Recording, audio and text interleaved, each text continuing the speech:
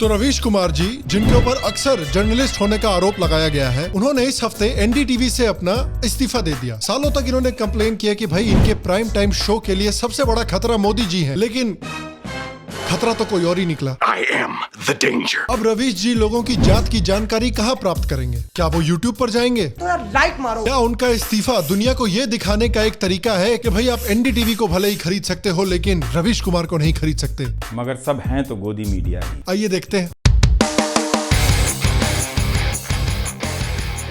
Hello, Shyam Sharma show के इस episode में आपका बहुत बहुत स्वागत है और आप सबको एक शकील प्रणाम। तो अडानी के एनडीटीवी में 29% स्टेक खरीदने के बाद इस हफ्ते रवीश कुमार जी ने एनडीटीवी से अपना इस्तीफा दे दिया। अब इस्तीफा देखते ही सबसे पहले मुझे लगे कि कहीं इनको भी निधि राजदान जी की तरह हार्वर्ड यूनिवर्सिटी से जॉब ऑफर तो नहीं आ गया। अब ऑब्वियसली गेस वर्क बहुत चल रहा है कि आगे जाके रवीश जी क्या करेंगे, नया ऑफिस कहाँ पर जाके ज्वाइन करेंगे। कभी लिंकिंग रोड, कभी वार्डन रोड, कभी कैडल रोड, कभी जीबी रोड नाम जहन में आते ही कई तरह की तस्वीरें खड़ी हो जाती। या फिर वो हम जैसे लोगों की तरह एक हरामी यूट्यूबर बनने वाले हैं। मुझे सपोर्ट करो प्लीज, मुझे सपोर्ट करिए, मैं आग लगा दूंगा तुम्हारे लिए। लाखों की नौकरी छोड़ दी, लाखों की नौकरी छोड़ दी, बिल्कुल बेरोजगार हूँ या कटा हुआ बेरोजगार हूँ। छोटे छोटे बच्चे हैं मेरे। क्या वो YouTube ज्वाइन करके हम सबको ब्लैक होल्स और उड़ती हुई गाड़ियों के बारे में सिखाकर अपने ही चेले के पेट पे लात मारने की कोशिश करेंगे? क्या हमें इस तरह के रिएक्शंस एनडीटीवी के बजाय YouTube पर देखने को मिलेंगे आगे जाकर? तो चुनाव आयोग की तो मैं बात नहीं करना चाहता। हाँ, जिस तरह से मीडिया ने बीजेपी के लिए मेहनत की है, मुझे लगता है कि न्यूज एंकर को भी मंत्री बनाना चाहिए और चुनाव आयोग का मेरा तो भरोसा नहीं। तो इससे पहले कि हम स्पेकुलेट करें कि रवीश कुमार जी आगे जाकर क्या करने वाले हैं, सबसे पहले ये समझने की कोशिश करते हैं कि भाई उन्होंने एनडीटीवी छोड़ा क्यों। बहुत लोग ये कह रहे हैं कि भाई ये रवीश कुमार जी की खुददारी को दिखाता है कि आप एनडीटीवी को तो खरीद लेंगे, लेकिन रवीश कुमार जी के जमीर को नहीं खरीद सकते। It is possible that they may lose the battle, but sometime resistance is not a matter of choice. Ravish Kumar ने खुद एक YouTube वीडियो रिलीज किया है जिसमें उन्होंने भी कहा है कि इंडियन जर्नलिज्म भस्म युग में आ गया है और उन्होंने अपनी खुददारी की वजह से एनडीटीवी से नौकरी छोड़ी है। भारत की पत्रकारिता में स्वर्ण युग तो कभी था भी नहीं, लेकिन आज के दौर की तरह भस्म युग भी नहीं था। भस्म युग से मेरा मतलब है जहां इस पेशे की हर अच्छी बात तेज गति से भस्म की जा रही हो। आपको द डार्क नाइट का वो जोकर वाला सीन याद है जहां पर वो हॉस्पिटल को बम से उड़ाता है? रवीश जी उसी फिल्म के जोकर की तरह है। खुद जर्नलिज्म को इन्होंने बम से उड़ा दिया, उसके बाद प्रेस कॉन्फ्रेंस कर रहे हैं जाके कि जर्नलिज्म बड़ा खतरे में है। रवीश जी ने अपने चैनल में खुद को छोड़ के बेसिकली पूरे के पूरे मीडिया को गोदी मीडिया बोल दिया। यह दिन भी आना ही था। इस देश में अलग अलग नाम वाले अनेक चैनल हो गए हैं, मगर सब हैं तो गोदी मीडिया ही। रवीश जी का मानना है कि देश में होप इंस्टीट्यूशन से नहीं है, देश में होप पॉपुलर मूवमेंट से है, जैसे कि शाहीन बाग और फार्मर्स प्रोटेस्ट। अच्छा, मतलब ये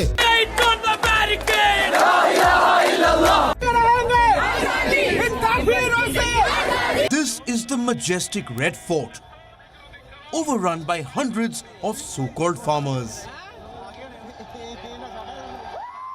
मगर सब हैं तो गोदी मीडिया ही। देखिए, यही तो डिफरेंस है रवीश कुमार में और एक ऑब्जेक्टिव पर्सन में। अगर रवीश कुमार जी एक ऑब्जेक्टिव इंसान होते तो वो बोलते कि देखिए भैया, जो इंस्टीट्यूशंस हैं भारत के, वो भारत की आजादी के समय से गवर्नमेंट्स के कंट्रोल में रहे हैं। जो मोदी गवर्नमेंट में हो रहा है ये कोई ऐसी नई बात नहीं है, लेकिन सच्चाई ये है कि रवीश जी को तब प्रॉब्लम नहीं थी जब इंस्टीट्यूशंस उन पार्टीज के कंट्रोल में थे जिन पार्टीज को रवीश जी सपोर्ट करते हैं, क्योंकि उस समय पर रवीश जी जैसे लोगों के पास उन इंस्टीट्यूशंस को कंट्रोल करने की पावर थी। आज उनकी चड्डी में चूहा इसलिए घुस गया है क्योंकि वो कंट्रोल रवीश जी के हाथ से निकल गई है और इसलिए रवीश जी इंस्टीट्यूशंस को गालियां दे रहे हैं। शाहीन बाग और फार्मर्स प्रोटेस्ट जैसे मूवमेंट्स को बढ़ावा दे रहे हैं जो सड़कों पर दंगे करे और इंस्टीट्यूशंस को डिस्ट्रॉय करते हैं। स्वर्गीय रोहित सरदाना जी ने स्वर्ग जाने के पहले जिस तरह से रवीश जी की पैंट उतारी थी, उसको कौन भूल सकता है। चुनाव आयोग की तो मैं बात नहीं करना चाहता। हाँ, जिस तरह से मीडिया ने बीजेपी के लिए मेहनत की है, मुझे लगता है कि न्यूज एंकर को भी मंत्री बनाना चाहिए। आज वो कह रहे हैं कि कुछ मीडिया एंकर्स को मंत्री बना दिया जाना चाहिए,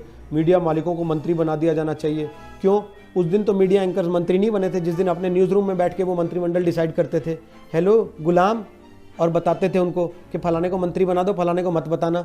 फलाने को मंत्री बनाने के लिए मेरे से फलाने ने कहा है, उस फलाने को मंत्री मत बनाना क्योंकि उसके लिए मेरे से उस फलाने ने कहा है। तब न मंत्री बनाए उनसे, न्यूज रूम से बनाए गए उनसे।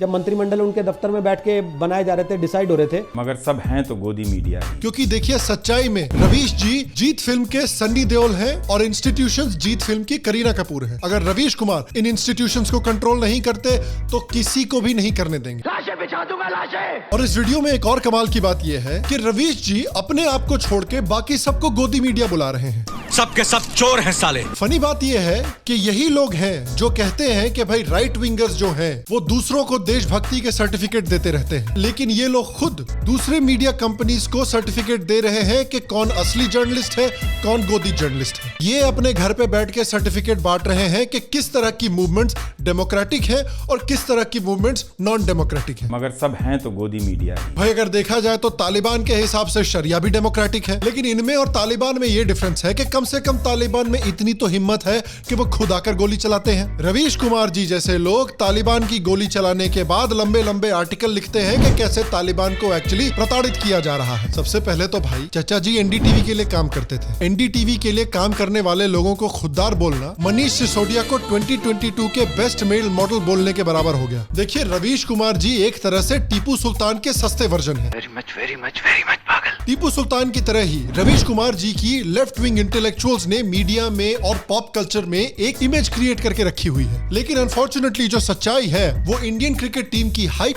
और इंडियन क्रिकेट टीम की परफॉर्मेंस की तरह ही बहुत डिफरेंट है। तो आइए जो लोग ये रवीश जी की खुददारी का नगाड़ा बजा रहे हैं उनके लिए रवीश जी की खुददारी के कुछ एग्जाम्पल्स प्रस्तुत करते हैं। इसे धर्म के एंगल से मत देखिए। सवर्ण जाति के इन चारों लोगों के दिमाग में ऐसा करते समय क्या गुजरा होगा, यह जानना जरूरी है। उसी रोज सांची राम ने अपने भतीजे से कहा कि 8 साल की लड़की को अगवा कर ले, और जो अक्सर जंगलों में घोड़े चराने जाती थी, आसिफा नाम बताया जाता है। जम्मू के कठुआ में बकरवाला मुस्लिमों के समूह को हटाने के लिए ये सब किया गया। बलात्कार मामलों में रिपोर्टिंग के लिए सुप्रीम कोर्ट के दिशा निर्देश के अनुसार हम पहचान संबंधित कोई जानकारी नहीं दे सकते। एक पहलू खान को मारने 100 लड़के गए थे, एक सुबोध सिंह को मारने 100 लड़के गए थे। दोनों जगह 100 लड़के हिंदू लड़के थे। तो ये जो राजनीति है वो हिंदुओं के लड़कों को दंगाई बनाने की राजनीति है। अब हिंदू लोग तय कर लें कि वो अपने बच्चों को डॉक्टर बनाना चाहते हैं कि दंगाई बनाना चाहते हैं। जो दंगाई होते हैं वो दंगाई होते हैं, ना तो उन्हें हिंदू मजहब से कोई मतलब होता है, ना उन्हें मुस्लिम मजहब से कोई मतलब होता है। याद है आपको जब रवीश जी तालिबान के बजाय गोलियों को ब्लेम कर रहे थे? मगर सब हैं तो गोदी मीडिया ही। तो देखिए आप रवीश जी के बारे में जो भी सोचे, लेकिन कम से कम हम लोग मिलके ये ड्रामा ना करें कि ये कोई बहुत खुददार आदमी है। इनके लिए खुददार से राइम करता हुआ एक दूसरा वर्ड यूज किया जा सकता है। देखिए रवीश जी को एक महान इंसान बोलना महान इंसानों की बेइज्जती है। महान इंसान दुनिया में काफी रेयर होते हैं, और अगर आप सही मायने में एक महान इंसान के बारे में जानना चाहते हैं तो इस वीक की audio book recommendation is brought to you by Kuku FM, Bharat का लीडिंग ऑडियो बुक प्लेटफॉर्म। आज की ऑडियो बुक रिकमेंडेशन है स्वामी विवेकानंद, जो सही मायने में एक महान आदमी थे, जिन्होंने भारतीय धर्म को एक तरह से पुनर्जीवित किया, जिन्होंने एक टूटे हुए लोगों को, एक टूटे हुए कल्चर को उनकी सेल्फ कॉन्फिडेंस वापस दी, जिन्होंने पूरी दुनिया को भारतीय धर्म के बारे में एजुकेट किया और एक इतना बड़ा इंप्रेशन क्रिएट किया पूरी दुनिया के ऊपर कि जो सक्सेस आज योगा, ईशा फाउंडेशन और आर्ट ऑफ लिविंग एंजॉय कर रहे हैं, उस रास्ते को खोद कर स्वामी विवेकानंद जैसे लोगों ने तैयार किया था। और यार ऑनेस्टली आपको कुकू एफएम पर साइन अप इसलिए करना चाहिए क्योंकि ऑडियो बुक सुनना किताब को बैठकर पढ़ने से कितना ज्यादा कन्वीनियंट है। कुछ भी करते समय आप ऑडियो बुक सुन सकते हैं, कुछ भी। अरे डर्टी माइंड में एक्सरसाइज और ऑफिस के काम की बात कर रहा था, तो शाम शर्मा शो के व्यूअर्स के लिए कुकू एफएम एक एक्सक्लूसिव ऑफर लेकर आया है। अगर आप नीचे कुकू एफएम के लिंक पर क्लिक करके कुकू एफएम के ऐप पर साइन अप करते हैं, कोड SSS50 अगेन SSS50 का इस्तेमाल करते हैं, तो आपकी मेंबरशिप आपको 399 पर ईयर में नहीं 199 पर ईयर में मिलेगी सिर्फ। तो आज ही कुकू एफएम पर साइन अप करें और स्वामी विवेकानंद जैसे एक असली महान आदमी के बारे में जानें। तो जो लोग रवीश कुमार जी को खुददार बोल रहे हैं, वो लोग ये भी कह रहे हैं कि भाई रवीश जी ने एनडीटीवी इसलिए छोड़ दिया क्योंकि अडानी जो है वो एनडीटीवी को सैफ्रनाइज करके एक राइट विंग न्यूज चैनल बनाना चाहता था। सबसे पहले तो भैया इस बात का कोई भी इंडिकेशन नहीं है कि अडानी एनडीटीवी को एक राइट विंग चैनल बनाना चाहता है। इनफैक्ट इसके विपरीत के बहुत सारे एग्जाम्पल्स हैं हमारे पास कि भाई जिन इंडस्ट्रियलिस्ट को हम राइट विंग मानते थे, इन्होंने मीडिया कंपनीज को खरीद के राइट विंग तो बनाया ही नहीं, उल्टा लेफ्ट विंग में अपनी इमेज को सुधारने की कोशिश कर रहे हैं। फॉर एग्जाम्पल, इन्फोसिस और टाटा हार्वर्ड और कॉर्नेल जैसे कॉलेजेस को करोड़ों रुपए देते हैं, और according to Rajiv Malhotra's new book snakes in the Ganga, Harvard university से किसी भी यूनिवर्सिटी के कंपैरिजन में सबसे ज्यादा एंटी इंडिया प्रोपेगेंडा और रिसर्च निकल कर आता है। इन्फोसिस के रोहन मूर्ति, जो कि British prime minister Rishi Sunak के साले साहब हैं, उन्होंने इन कॉलेज में एक मूर्ति लाइब्रेरी क्रिएट की है जो भारत की हिस्ट्री पर रिसर्च करती है, और इस लाइब्रेरी को चलाने के लिए उन्होंने दुनिया के सबसे हिंदू फोबिक प्रोफेसर्स में से एक शेल्डन पॉलॉक को चूज किया है। तो भैया, भारत की चिता की लकड़ियां तो इन इंडस्ट्रियलिस्ट के पैसे से जमा हो रही हैं। अंबानी ने 2014 में नेटवर्क 18 खरीदा। क्या नेटवर्क 18 पिछले 8 सालों में बहुत बड़ा राइट विंग चैनल बन गया है? ये भी ना भूलें कि अडानी साहब जो हैं, उनका क्विंट में भी बहुत बड़ा इन्वेस्टमेंट है, और क्विंट की सच्चाई तो हम सब लोग जानते हैं। Brahmanical patriarchy. It's not just an academic term. It's all around us. And maybe it's time we too need to smash it. ये एलिगेशन कि अडानी जो है वो एनडीटीवी को खरीद के कोई राइट विंग नेटवर्क बना देगा, इसका बहुत एविडेंस या ट्रैक रिकॉर्ड नहीं है हमारे पास। देखिए, मेरे हिसाब से अडानी ने एनडीटीवी को देखकर ये सोचा कि भाई चलिए, भले ही इनकी इंडिया में अच्छी व्यूअरशिप नहीं है, लेकिन लेफ्ट विंग में एनडीटीवी की बहुत रिस्पेक्ट है, और खासकर इंटरनेशनल मीडिया में एनडीटीवी की रिस्पेक्ट है। तो जब भी New York times, Washington post, CNN, BBC India को कवर करते हैं तो हमेशा एनडीटीवी को कोट करते हैं। तो इंटरनेशनल मीडिया में हम अगर अडानी का नाम सुधारना चाहते हैं तो ये एक बड़ा अच्छा तरीका है कि भाई, इतना बड़ा इंडस्ट्रियलिस्ट जिस पर हम राइट विंग होने का इल्जाम लगाते हैं, उसने एक इतने बड़े लेफ्ट विंग चैनल को खरीद कर इतना सक्सेसफुल बना दिया है। यानी इनको राइट विंग बोल के इनको इन्वेस्टिगेट करना, इनके ऊपर आर्टिकल्स लिखना बंद करो। ये उसी तरह की इमेज वॉशिंग है जिस तरह की इमेज वॉशिंग अमेज़न के जेफ बेजोस ने वॉशिंगटन पोस्ट को खरीद के की। उसके ऊपर से एनडीटीवी के पास एक एडवांटेज ये है कि भाई चलिए, ये बहुत ही बायस्ड न्यूज चैनल है, लेकिन बाकी मेन स्ट्रीम न्यूज चैनल्स की तरह जो चिल्ला चिल्ली वाले डिबेट्स हैं वो आप एनडीटीवी पे नहीं देखेंगे। तुम दो कौड़ी के नाली के कीड़े हो।